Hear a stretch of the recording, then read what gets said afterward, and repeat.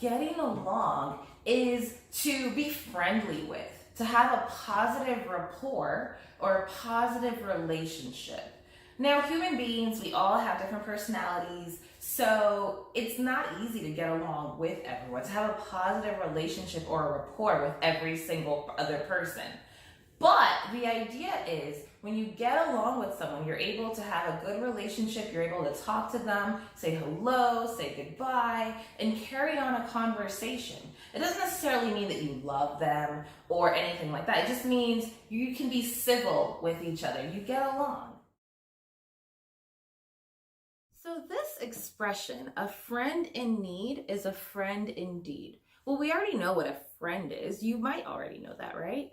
A friend is someone you can rely on, you can count on. They know you, you know them. So a friend in need, right? A person who is there when you have a need is a friend indeed, is a true friend. So it's used to talk about those people in our lives who are there for us, who support us, who show up, who we can rely on. So a friend in need is a friend indeed, is basically just expressing, communicating that someone who's there for you when you are having a low moment or when you need help is a true friend.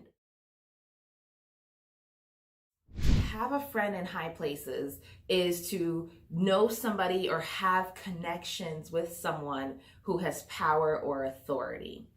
In the business world, that could be the manager, the CEO, the owner of the company. They are the ultimate authority figure. Or if it's a company with a board, then the board members are the ones who have the ability to make decisions that impact the entire company. It could also be the shareholders. So you really have to think about hierarchy and structure. There are levels in certain places where some people have more power than other people.